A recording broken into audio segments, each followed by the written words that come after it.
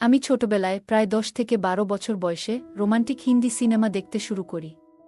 বিশেষ করে যখন কোনো রোমান্টিক দৃশ্য আসত, তা বারবার দেখতাম, যেন এক অদ্ভুত আকর্ষণ কাজ করত। খুব তাড়াতাড়ি, প্রায় ১৪ বছর বয়সে, বিবাহ সম্পর্কে ভাবনা শুরু হয়। মাঝে মাঝে মনে হতো, যদি কখনো বিয়ে করি, তবে হয়তো স্বামীকে অন্য কোথাও যেতে হবে না এবং আমি সব সময় স্বামীর পাশেই থাকব। একদিন আমি রান্না করার সময় একটি পুরনো হিন্দি সিনেমা দেখছিলাম। সিনেমায় এক রোমান্টিক দৃশ্য চলছিল এবং সেই দৃশ্যটি আমাকে ভীষণ আকৃষ্ট করেছিল। আমি বারবার তা দেখছিলাম, ঠিক তখনই অনুভব করলাম, কেউ আমার পিছনে দাঁড়িয়ে আছে। পিছন ফিরে দেখি, আমার ভাগ্নে এসেছে। সে মজা করে বলল, মামি, তুমি খুবই আবেগপ্রবণ হয়ে পড়েছ সিনেমাটি দেখে, তাই না? সে আমার হাত ধরে আমাকে বাইরের একটি ঘরে নিয়ে গেল, আর আমরা একসাথে অনেক গল্প করলাম। বন্ধুরা, রেডি থাকো, গল্পটা তোমাদের ভালো লাগবে। কিছুদিন পর আমার স্বামী বিদেশ যাওয়ার প্রস্তুতি নিতে শুরু করলেন।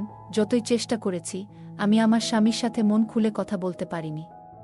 ২৫ বছর বয়সে বিয়ে করার ইচ্ছা ছিল, কিন্তু ১৪ বছর বয়স থেকেই মনে হচ্ছিল কোনো সম্পর্কই যেন টিকে থাকে না। আমার জন্য অনেক প্রস্তাব এসেছিল, কিন্তু কোনোটাই স্থায়ী হয়নি। প্রতিবার যখন কিছু শুরু হতো, তা আবার হঠাৎ করেই শেষ হয়ে যেত। আমি ঘন্টার পর ঘন্টা আমার রুমে বসে থাকতাম, মন ভার হয়ে থাকত। সান্ত্বনার জন্য মোবাইল তুলে রোমান্টিক হিন্দি সিনেমা দেখতে শুরু করতাম। সেই মুভিগুলোতে কেউ যখন ভালোবাসা প্রকাশ করত বা প্রেমের কথা সবার সামনে ঘোষণা করত, তা দেখে মনে হতো আমিও এমন কিছু চাই। মাঝে মাঝে ভাবতাম, আমার বিয়েতে আমি আমার স্বামীর সাথে মেহেন্দি অনুষ্ঠানে নাচব, যেমন এখনকার মেয়েরা করে। আমি প্রায়ই এসব ভালো মুভি দেখতাম, যেখানে জীবনের প্রতিটি মুহূর্ত শেয়ার করা হয়। রোমান্টিক দৃশ্যগুলো আমার সবসময় খুব প্রিয় ছিল। বারবার সেগুলো দেখে আমি স্বপ্নে মগ্ন হয়ে যেতাম। তখন আমার ভেতরে একটা তীব্র ইচ্ছা তৈরি হয়েছিল, যাই হোক, আমি বিয়ে করতে চাই। কিন্তু সমস্যাটা ছিল, কেউ আমাকে পছন্দ করত না। যত বড় হতে লাগলাম, ততই অনুভব করতাম আমার ছোট কোনো বন্ধুর বিয়ে হয়ে যাবে, আর আমি দূর থেকে দেখব। যখনই এমন কোনো দৃশ্য সামনে আসত, মনে হতো আমারও এমন কিছু হওয়া উচিত ছিল, কিন্তু তা কখনো ঘটত না। মাঝে মাঝে কেউ ঠাট্টা করত, এখনও বিয়ে হয়নি কেন? বাড়িতে বসে শুনতে হতো নানা কথা, যেমন এ কাজটা করো, ওটা করো। সবাই তাদের নিজেদের জীবন নিয়ে ব্যস্ত ছিল। কেউই আমার অনুভূতির দিকে তাকাত না, যেন আমি অদৃশ্য হয়ে যাচ্ছিলাম ধীরে ধীরে। এভাবে আমার মন ভারাক্রান্ত হয়ে পড়ত, আর আমি মাকে বলতাম, যে সম্পর্কই হোক, কোনোভাবে আমাকে মেনে নিন। এমনকি যদি কেউ আমার চেয়ে অনেক বয়স্ক হয়, তবুও আমি কোনো দাবি করব না। আমি ভেবেছিলাম, যদি দরকার হয়, শুধু শুকনো রুটি খেয়েই বাঁচব। তারপরেও আমাকে বিয়ে দিন, আমি আর বাবার বাড়িতে থাকতে চাই না তোমাদের বোঝা হয়ে। মাঝে মাঝে মনে হতো, আমার ভবিষ্যৎ কেমন হবে, আর সেই সময়টা কখন আসবে। আমার বন্ধুদের বিয়ে হয়ে গেল, আর তারা তাদের নিজ নিজ জীবনে এগিয়ে গেল, আর আমি যেন সময় থেমে আছে আমার জন্য। একদিন মা আমাকে বকাঝকা করতে শুরু করলেন। কিছু কথা বলছিলেন, যা শুনে মন খুব খারাপ হয়ে গিয়েছিল। মার আগে চপ্পলটা খুলে হাতে নিয়েছিলেন, আর আমি তাড়াতাড়ি সরে গেলাম। রেগে গিয়ে বললাম, এইসব কথা তুমি যদি ভাই বা বাবাকে বলো, তাহলে আমিও তাদের সামনে যা বলার বলবো। আমার এই কথায় মা খুব ক্ষুব্ধ হলেন, কিন্তু আমি তখন আর পিছিয়ে আসিনি। পরবর্তীতে এক সম্পর্কের প্রস্তাব এলো, যা সবাই মেনে নিল। খুব দ্রুত সবকিছু এগোলো, ১ মাসের মধ্যেই সব ঠিক হয়ে গেল। বিয়ের কিছুদিন পর জানতে পারলাম, আমার স্বামী কুনাল বিদেশে মালয়েশিয়াতে কাজ করেন। যদিও সব কিছু দ্রুত ঘটল, তবুও আমি শেষ পর্যন্ত সন্তুষ্ট যে সবকিছু ভালোভাবে মিটল। সে সেখানে একজন ট্যাক্সি চালক হিসেবে কাজ করত, তাই ১ সপ্তাহের জন্য এসেছিল। যদি ও দুবাইতে থেকে যাওয়ার সিদ্ধান্ত নেয়, আমি তাকে যাইতে মানা করি, কিন্তু সে বলে পরিবারের দায়িত্ব সব আমার উপর। তার মধ্যে আমার এক ভাগনা আমাদের সাথেই থাকে। তাকে পড়াশোনা করার দায়িত্ব আমার। ভারতে যদি সে ট্যাক্সি চালায়, তেমন কিছুই হবে না, কারণ ও শুধু এই কাজটাই জানত। আমি তাকে বলেছিলাম, আমি দুবাইতে ভালোই আয় করছি। আমি বললাম, আমাকে সঙ্গে নিয়ে যাও, কিন্তু ও মুচকি হেসে বলল, দুবাইতে যেতেই তো চাও, কিন্তু সেখানে নিজের কোনো বাসস্থান নেই। আমি মালিকের ওয়ার্কশপে ঘুমাই আর ট্যাক্সি চালাই। বছরে একবার বাড়িতে আসি, তাও মাত্র ১৫-২০ দিনের জন্য। এই কথা শুনে আমার মনটা খারাপ হয়ে গেল। আমার মনে হলো, হয়তো এই বিয়েটা আমার জীবনের দুঃখ কমাবে না, কিন্তু স্বপ্নগুলো যেমন দেখেছিলাম, সেগুলো কখনোই পূর্ণ হলো না। তবুও সে ছিল এক প্রকার আবেগহীন। কখনো আমার প্রশংসা করেনি, অনুভূতি প্রকাশ করতেও দেখা যায়নি। স্বামীর সাথে বছরে মাত্র 15-20 দিন থাকা খুবই কঠিন ছিল। তার মা এবং আমি বুঝতে পেরেছিলাম যে সে তার পরিবারের যত্ন নিতে পারবে, কিন্তু যখনই রাগ হতো, কিছুই তাকে বিরক্ত করত না। বিদেশে ফিরে যাওয়ার পর আমি আবার সেই একাকিত্বে ডুবে গেলাম। রাতে ঘুম হচ্ছিল না, আর দিনে মাত্র 10 মিনিটের ভিডিও কলে তার সাথে কথা বলতাম। বোন আর ভাইয়ের মাঝে মাঝে কথা শুনতে পেলে মনটা হালকা হতো। শাশুড়ি আর শ্বশুরবাড়ির অন্যান্য মানুষজন রান্নাঘরের কাজগুলোতে আমাকে সাহায্য করতেন না। একসময় ঘুমের বড়ি খেয়ে তাড়াতাড়ি ঘুমাতে যেতাম। যেন একাকিত্ব কিছুটা কমানো যায়, আমি নিজের সঙ্গেই লড়াই করছিলাম। ছোট ভাই নাহিদের সাথে একা একা সময় কাটতাম। আমি তার মামি হই। সে এখানে থেকে পড়াশোনা করে। নাহিদ বেশ কথা বলতে ভালোবাসত এবং প্রায়ই তার বিশ্ববিদ্যালয়ের মজার গল্প শোনাত, কিন্তু আমি সেসব গল্পে তেমন আগ্রহী ছিলাম না। একদিন রান্না করতে করতে একটি হিন্দি মুভি দেখতে শুরু করলাম, তবে মাঝপথে বিরতি নিয়ে পরে আবার দেখার পরিকল্পনা করলাম। বিকেলে একটু বিশ্রাম নিচ্ছিলাম, আর নাহিদ তখনও বিশ্ববিদ্যালয় থেকে ফিরছিল। আমি নিজেই সবজি রান্না করছিলাম এবং রান্নাঘরের চেয়ারে বসে সিনেমাটি দেখছিলাম। টেবিল আর চেয়ারগুলি সবসময় একই জায়গায় থাকত, যেখানে আমি সাধারণত নাস্তা আর দুপুরের খাবার খেতাম। মুভিতে এতটাই মগ্ন হয়ে গিয়েছিলাম যে হঠাৎ বুঝতে পারলাম কেউ আমার পিছনে দাঁড়িয়ে আছে। পেছন ফিরে দেখি নাহিদ খুব কাছেই দাঁড়িয়ে আছে। সে গম্ভীর মুখে বলল, মামি প্লিজ খাবার তৈরি করো। আমি একটু বিস্মিত হলেও মোবাইল বন্ধ করে দিলাম। এরপর থেকে নাহিদ এর আচরণে কিছু পরিবর্তন লক্ষ্য করলাম। আগে কখনো সে আমার ঘরে আসতো না, কিন্তু এখন নানা অজুহাতে ঘরে ঢুকতে শুরু করল।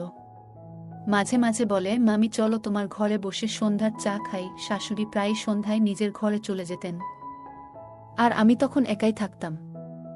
একদিন সন্ধ্যায় চা নিয়ে ঘরে ঢুকলাম, দেখি নাহিদ আমার মোবাইলের দিকে তাকিয়ে আছে। আমার একটু অস্বস্তি লাগছিল, তাই চুপচাপ মোবাইলটা নিয়ে ড্রয়ারে রেখে দিলাম। চা খেতে খেতে সে জিজ্ঞেস করল, মামি তোমার কোনো সিনেমা বেশি ভালো লাগে? তার প্রশ্ন শুনে আমি হেসে জিজ্ঞেস করলাম, তুমি কি অ্যাকশন মুভি বেশি পছন্দ করো? সে মৃদু হেসে উত্তর দিল, না, আমি আসলে রোমান্টিক হিন্দি মুভি দেখতে ভালোবাসি। আমি তার দিকে তাকিয়ে মুচকি হাসলাম, আর সে বলল, আমারও সিনেমা আমার খুব প্রিয়। কথাটা শুনে আমি কিছুটা অবাক হলাম, কিন্তু হাসি মুখে তা গ্রহণ করলাম। তারপর সে মজা করে বলল, মামি তুমি চাইলে আমাকে তোমার বন্ধু বানাতে পারো। ভাই বোনের সম্পর্ক সাধারণত ভালোবাসা আর স্নেহের মাধ্যমে তৈরি হয়, কিন্তু কখনো কখনো এসব সম্পর্ক একটু জটিল হয়ে যায়। আমার নাম প্রিয়া, আমি বিবাহিত এবং আমার স্বামী কাজের কারণে বিদেশে চলে গিয়েছেন। আমার ভাগনা নাহিদের সঙ্গে কথা বলায় কোনো সমস্যা ছিল না, কিন্তু ধীরে ধীরে তার কথাবার্তায় একটা অদ্ভুত ঘনিষ্ঠতা লক্ষ্য করছিলাম। একদিন সে বলল, মামি আমাদের এভাবে একা থাকা ঠিক হচ্ছে না। তার কথাগুলো আমি গুরুত্ব দিইনি, বরং হেসে বললাম, নাহিদ আমার একটু মাথা ব্যথা করছে, তুমি তোমার ঘরে গিয়ে বিশ্রাম নাও। যদিও আমি আমার স্বামীকে সবসময় ভালোবাসতাম, কিন্তু নাহিদের এই আচরণ আমার জন্য ক্রমেই অস্বস্তিকর হয়ে উঠছিল। সকালে নাস্তা তৈরি করছিলাম, তখন নাহিদ তার শার্টের বোতাম ঠিক করতে আমার কাছে এসে বলল, মামি এই টি শার্টের বোতামটা নষ্ট হয়ে গেছে, একটু ঠিক করে দিতে পারো? আমি সেদিন তাকে বললাম, তুমি নিজেই ব্যবস্থা করো। আমি কিছুটা দ্বিধার সঙ্গে ভিতরে ঢুকে নাহিদের শার্টের বোতাম লাগাতে লাগলাম। সে আমার দিকে গভীরভাবে তাকালো এবং হঠাৎ আমার কানের কাছে হাত নিয়ে এলো। আমি দ্রুত বোতাম লাগিয়ে সেখান থেকে বেরিয়ে গেলাম। তখন থেকেই আমি অনুভব করছিলাম নাহিদ ইচ্ছাকৃতভাবে আমার কাছাকাছি আসার চেষ্টা করছে। এরপর থেকে আমি তার থেকে দূরত্ব বজায় রাখতে শুরু করলাম। এক রাতে গভীর ঘুমের মধ্যে হঠাৎ মনে হলো কেউ আমাকে দেখছে। ঘুম ভেঙে চোখ খুলে দেখি রুমে হালকা আলো জ্বলছে। নজর গেল বারান্দার দিকে খোলা জানালায়, যা সাধারণত বন্ধ থাকে। অবাক হয়ে বুঝতে পারছিলাম না, কিন্তু দেখলাম যেন একটা ছায়া দ্রুত সরে গেল। ভয়ে আমি কাঁপতে লাগলাম। দ্রুত জানালাটা বন্ধ করে ঘর থেকে বেরিয়ে এলাম এবং ধীরে ধীরে শ্বাস নিয়ন্ত্রণে আনলাম। পরে ঘরে ফিরে এসে আবারও ঘুমানোর চেষ্টা করলাম, কিন্তু মন শান্ত হচ্ছিল না। সকালে নাস্তার সময় নাহিদকে দেখলাম। সে হাসিমুখে বলল, তুমি কি মামাকে খুব মিস করছো? আমি কিছু বলার আগেই সে আবার মজা করে বলল, তাহলে মামা কথা ভেবে সারারাত জেগেই কাটাবে নাকি? তার আচরণে আমি বিরক্ত হয়ে বললাম, এভাবে যদি আর কখনো কিছু করো, তাহলে আর সহ্য করব না। নাহিদ আমার কথা শুনে সেখান থেকে চলে গেল। তবে পরের রাতেও জানালায় সেই ছায়া দেখতে পেলাম, যা আমাকে আরেকবার ভাবিয়ে তুলল। পরের দিন নাহিদকে সরাসরি জিজ্ঞেস করলাম, তুমি কি আমার রুমের জানালায় কিছু দেখতে চাইছিলে? আমি হাসি মুখে বললাম, তুমি যদি এমন আচরণ করো তবে আমি তোমার মামা কাছে গিয়ে সব বলবো। নাহিদ রেগে সেখান থেকে চলে গেল। সেই রাতে আমি অনুভব করলাম কেউ যেন আমার খুব কাছাকাছি দাঁড়িয়ে আছে। আতঙ্কিত হয়ে তাকিয়ে দেখি আমার ভাগ্নে নাহিদ আমার পাশেই দাঁড়িয়ে। ভয় আর বিস্ময়ে আমি বললাম, তুমি এখানে কি করছো? তার আচরণে আমি বেশ বিরক্ত হলাম আর রেগে গিয়ে বললাম, তুমি এভাবে আমার রুমে কেন আসছো? নাহিদ হঠাৎ আমার হাত ধরে বলল যে কেউ দরজা দিয়ে আসতে পারে। নাহিদ আমাকে বলল, তুমি কি দরজাটা আমার জন্যই খোলা রেখেছ? এরকম ঘটনা আগে কখনো ঘটেনি। আর এই পরিস্থিতিতে নিজেকে অসহায় বোধ করছিলাম।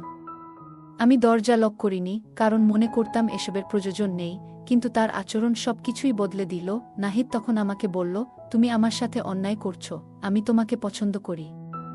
তুমি জানো সব, তারপরেও কেন আমাকে তোমার কাছে আসতে দিচ্ছি না? এসব বলে সে চলে গেল।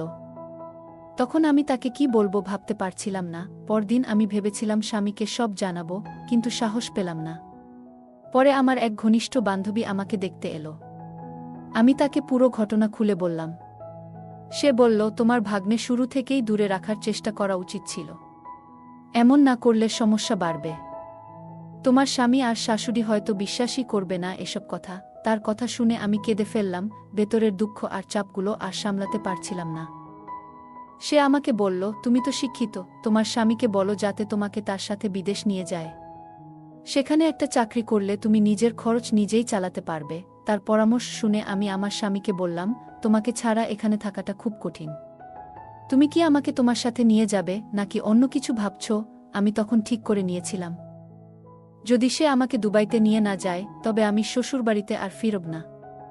অন্য কোথায় থাকব। এর কিছুদিন পরে শহরের একটি ভাড়া বাসায় থাকতে শুরু করলাম। এখানে থেকে আমি একটি স্কুলে শিক্ষকতার কাজ করছিলাম এবং একটি ছোট ফ্ল্যাট ভাড়া নিয়েছিলাম। ফিরে যাওয়ার কথা আর মাথায় আনিনি। ধীরে ধীরে আমার জীবন পরিবর্তিত হতে লাগল, যদিও আমার ভেতরে একটা অস্বস্তি রয়ে গেল। আমি বুঝতে পারছিলাম যে নিজের ভুলের জন্য নিজেকে দায়ী করছি। আমার মনের অশান্তি আর অপরাধবোধ আমাকে গ্রাস করছিল। বারবার গোসল করেও মনে হচ্ছিল আমার শরীর থেকে সেই ময়লাটা মুছে ফেলতে পারছি না। আমি বুঝতে পারলাম একটি ছেলের সন্তান জন্ম দিয়ে 8 বছর ধীরে ধীরে পেরিয়ে গেল। একদিন আমার স্বামী বাড়ি ফিরে খুবই বিরক্ত ছিল। আমি কারণ জিজ্ঞেস করলে তিনি জানালেন যে নাহিদ একটি মেয়েকে পালিয়ে বিয়ে করেছে। পরিস্থিতি নিয়ে কেউ সেভাবে কথা বলছিল না এবং বিষয়টি সম্মানের প্রশ্নে এসে দাঁড়িয়েছিল। আমি এ নিয়ে সিদ্ধান্ত নিতে দ্বিধাগ্রস্ত ছিলাম, কারণ যিনি একসময় আমাকে সাহায্য করার নামে অপমান করেছিলেন তার বিষয়টি ভুলে যাওয়া আমার পক্ষে সহজ ছিল না। সে আমার আত্মসম্মান নষ্ট করতে চেয়েছিল। আজ তারই আত্মসম্মান নষ্টের পথে। উপর আল্লাহ চাইলে সব করতে পারেন। গল্পটা কেমন লাগলো জানাতে ভুলবে না। আরও মজার মজার রোমান্টিক গল্প শুনতে চাইলে ভিডিওটি লাইক, শেয়ার এবং চ্যানেলটি সাবস্ক্রাইব করতে এবং বেল আইকনটি ক্লিক করতে ভুলবে না। ধন্যবাদ।